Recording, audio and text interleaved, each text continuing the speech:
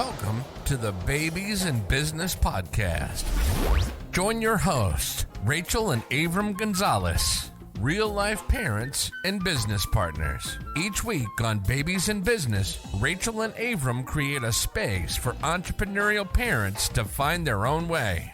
They'll dive into insights on topics like leadership, efficiency, self-awareness, budgeting, and human psychology as they nurture their family and build their business. Here's your hosts, Avram and Rachel.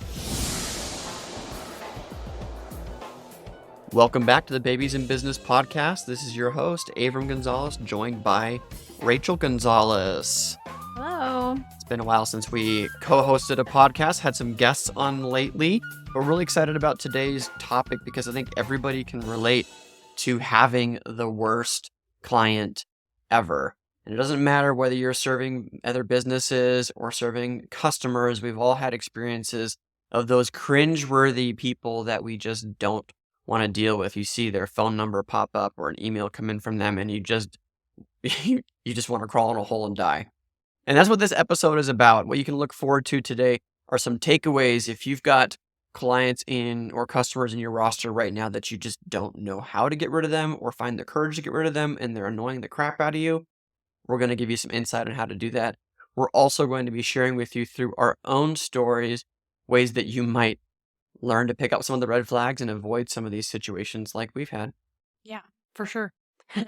So, so let's start out by you telling me in a nutshell, what kind of situation were we in? So this is not the first client that we've had that was not playing by the rules, but it's the first client that inspired us to do a podcast about it. Yeah. Yep. And I would say that it's like most situations, everything starts out and it seems good, or you've got the fairy tale in your mind of how it's going to go. In this case, we thought it was going to be a really tremendous relationship that we were going to build over time with a company that we thought, wow, we can really get behind and believe in what these folks are doing. But that's sort of where it ended. Because as soon as we got engaged and we got into relationship with them is when all of it started to change. They wanted exceptions to be made about everything. The ways that they wanted to be communicated with, they wanted it to be different than we normally do for other clients. We had to constantly repeat ourselves over and over and over because the business owner wasn't listening, was never really present on the meetings. And then we ran into a lot of situations where, because there was poor communication between the owner and the staff, or the owner going around the staff to talk to us, it created a lot of miscommunication. There were actually several times where we got pulled into inter-office drama with people pointing fingers and us getting caught in the middle of the crossfire just for doing our jobs. And it just led to tons of stress every single month or every single interaction that we had with this client. So to the point where I'd have a meeting with them and the rest of the day was just destroyed. Well, it was the day before too. And even the day before. Yeah. So we would be talking and going over stuff for an hour or two, trying to work with the insanity of this client, trying to make them happy. And then we get on the meeting and it was, everything that we were supposed to be doing, we were doing. And there was that's the other thing, right? We felt like they never trusted us. There was all this felt like skepticism. And here we are just cranking in huge numbers year over year difference from where they were before. And it just wasn't enough. It just went off the rails from the very beginning. Yeah. Okay. And we tried to do everything that we even rearranged processes that we've had well established that work for other clients to try to make this work. We actually thought first it was us that was the problem. I think that's kind of where we started, and it also didn't really serve us in the long run. It's true. I think that anytime something doesn't quite work in our business, we definitely look back because of our core value of we create together. That to us means like, how did we help create this situation that we're in right now? And looking at this, we were constantly pointing the finger at us and our process and our project and what maybe could be better. But really, in reality, we were dealing with some really unreasonable people. And it felt like crazy town. It felt like Groundhog's Day every time we had a meeting with them. Mhm. And it was like the question over and over and over was, how can we make them happy? How can they not be happy? We're getting these banging results for them. And they're still unhappy and they're still asking, wait, help me understand this? And we've gone over that so many times. Well, even though we did realize in the end that they were just being completely unreasonable, we did come around to that, and we'll talk more about it, I think, here in a minute. Do you think, what were some of the things that we did to contribute to them having unreasonable expectations? Because we do have an impact on that. Absolutely. Well, I think that a couple of the things that we do is, just in life in general, when someone makes a request of us, we have a choice. Are we going to say yes to that request or say no to that request? And with clients, oftentimes it's kind of a knee-jerk reaction to say yes to the thing. And from the very beginning, even before we had them under contract, you were fielding emails and calls at unreasonable hours and kind of talking them into different things. Like they had another company that they were maybe thinking of working with instead of us. And so the owner would come to you and say, hey, what do you think of this? They're saying this. What do you say about this? And so it was back and forth and back and forth. And I swear it was like 6 months of that. It felt like anyway. From like the very a long first time before they pulled the trigger. Yeah, so it felt like a lot of talking them into doing business with us. But then also we didn't really hold our boundaries that we do here at Digital Harvest. We have a little boy. We do not work outside of the hours of 9 to 5, but that wasn't demonstrated in the sales process with this client. So I think that was a huge contributor on our part because, when you sign a contract, it doesn't mean, okay, now things are different. We've already established how that relationship is going and what we taught them how to treat us. We did. I think every time that we said yes to something that was different than we would normally do, we taught them that was okay to ask for more than was in the contract. Right. Well, and then also I think that there might have been some stuff like there were, if you will, a weak link on the team that they knew if they asked this person that they'd get the answer, kind of like a kid playing mom and dad against each other. Dad doesn't know that mom said no, but the kid goes and asks dad and dad says yes. And then you've got this big thing going on. So some of that maybe. And, I just think that there was a point where we realized it wasn't working for us, but I think we should really talk about what that was. What did that look like to arrive at that, knowing that this just doesn't work for us? I remember we were sitting on the back patio one evening, just pissed off. Yeah. Because I think we had realized that because of the way things had gone down, either like at a meeting or the meeting that was yesterday or something was going, because there was always something, that it ate up our entire evening and that we couldn't stop talking about it over dinner.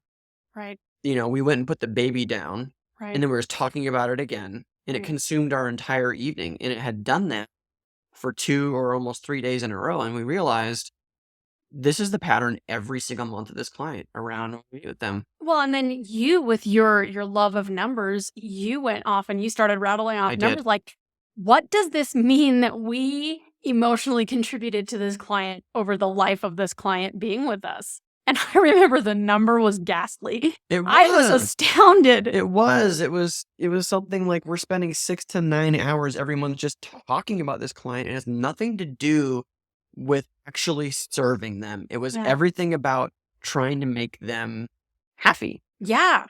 And we were so, I think, mad and upset because we had done all these things that we, I think, maybe were hoping would be enough and that would be seen and acknowledged as above and beyond. Right. And we were resentful of that. Yeah.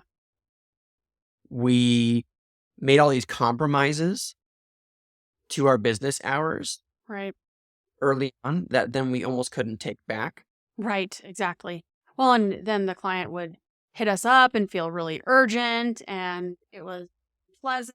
And, um, nobody wants to have an email that comes in at 8 p.m. and you feel like you have to respond right away when this is family time. And that's super frustrating. I remember in this situation that kind of along maybe that same night when you were doing that math to find out how much time have we actually wasted on this. I asked the question, I kind of brought it up like, okay, so maybe you're asking the wrong question. We've been asking them this whole time how to make them happy, and we've tried everything. Building a business while raising a family can be tough to juggle for any entrepreneur. Knowing where to focus and how to spend your limited time is critical to your success. That's why Babies in Business has produced and made available a fantastic audio resource for you. It's titled 5 Key Focus Areas to Build a Profitable Business Without Burnout. During this short training, Rachel and Avram peel back the curtain on their secrets to building a business that serves your family, your dreams, and beyond. To download your free copy of the 5 Key Focus Areas, go to babiesandbiz.com/download. Again, that's babiesandbiz.com/download to get your free copy. We hope you enjoy. Now, back to the podcast. Maybe we should ask, is this working for us? Because we realized the drain that it was having on not just our time and our emotions, but kind of our relationship too. We would get really snippy at each other, and we don't do that. We don't communicate with each other like that. But there was some real frustration that came into our household, and it was just really unpleasant. And when we asked that question, it was emphatically no, it doesn't work for us. Yeah, we could also look very easily at the rest of the client roster that we have and all these people that really appreciate the work that we do, that trust in what we do, that shout our name from the rooftops, and we realize we're not the ones that are in the wrong here. Right. We're the ones that are taking it. Yeah. Right now. Right. And it's costing us our family time. Yeah. And that's what really broke it for us. We have business hours for a reason. Why are we talking about this? Why can't we stop talking about this even when it's after hours? Now it's consuming our evening time, and we should be relaxing and getting ready to enter the next day. And we weren't able to do. It was just really taking away from our quality of life. And there was no amount of money possible that would make up for that. Right. But I think that money is also a big reason why people don't fire the client. Right. Well, and I know that was initially some thoughts that I had was, wow, here we are at this certain level of income each month, and we're serving these clients at really high level. We're so excited for these results, like really, really good results. And like you said, it wasn't enough for them.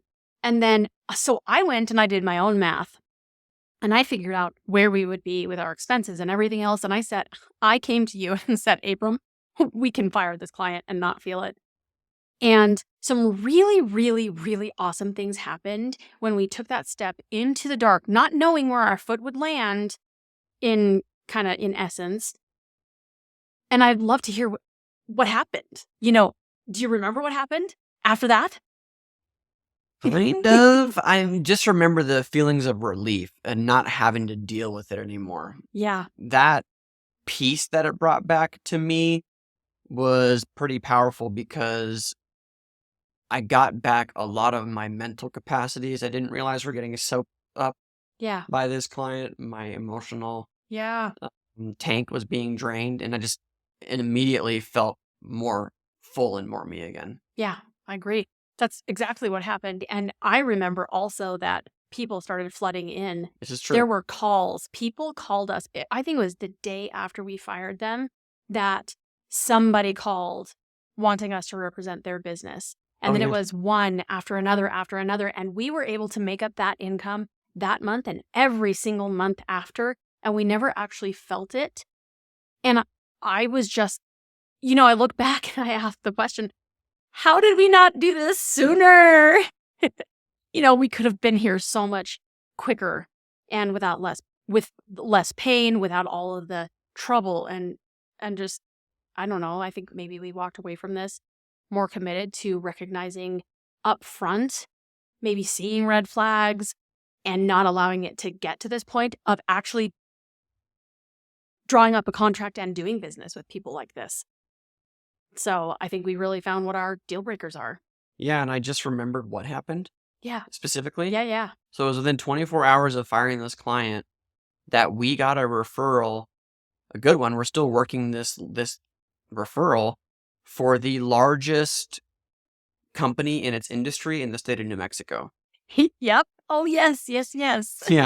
So that's a very long sales cycle for these guys because they're not hurried to make a decision, but we're in the ring. We're in the mix for getting this particular client, which would be probably twice as big as the one we let go of.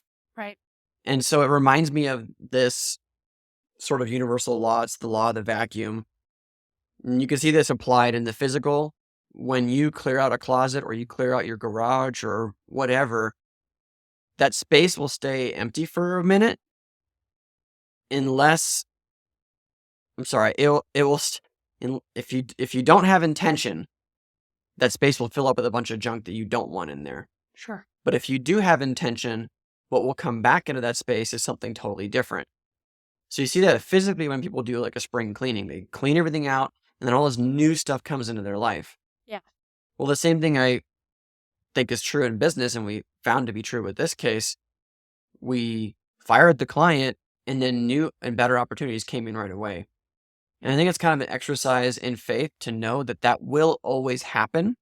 When you get rid of something else will come in to take its place. Yeah. And you have to step into that. And we're actually doing that again with some other stuff with the business. Not the worst client ever kind of deal, but considering making some big changes and moves. And we're feeling more faithful in making those changes just because of things like this. Right. Yeah. Agreed. So I think I know that it really brought us together. We were able to actually have our evenings back. And we came out of this situation knowing what is absolutely a deal breaker for us when it comes to working with clients.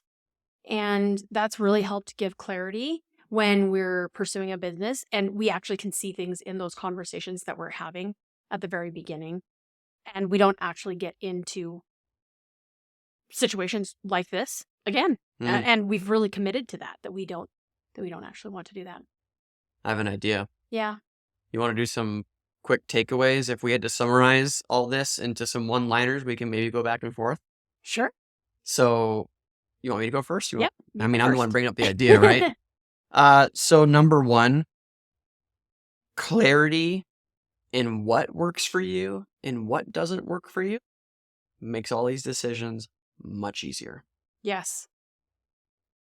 Better questions. When we asked the question, is this working for us? We knew the answer right away. And we felt such peace just in the answer. We hadn't even done anything about it. So asking better questions if you feel stuck. Doing it just for the money rarely, if ever, works out. So if the money coming in is the only reason that you're keeping somebody, it's probably time to get rid of them. Sure. I think that the one that I'm thinking of is if you have something that you sell, and we sell packages, and those come with specific results or things that we want to help you with. We want to bring in more leads to drive your cost down. That is what we want to do with marketing. And we need to keep people focused on that and not get lost in the weeds, because with this client, we really did get lost in the weeds and we let them lead a lot. So really know what it is that you have, stand by what you have. And I think that people are just going to love people want to do business with you because it's going to feel a little bit more put together. Last one that I can think of, I don't know if you got anything after this, is that there is always something better for you if you allow it and give it the space to come in. I like that. Yeah, I think that just the introspection of how did we get here? And moving forward, how can we avoid this? Just a little bit of introspection can really help us get some answers when we feel stuck with a client. Dang. And what a beautiful thing, I guess, in hindsight, because now we got this podcast. Hopefully you as the listener got something out of it. I want to hear, after you listen to this, did you fire the person? Did you get rid of them? When we relate this back to our households, this is the Babies in Business podcast after all. I think that there are situations, there are certainly people, and it's usually people in your life that you may not need to cut them out completely, but you need to limit your time and exposure to them.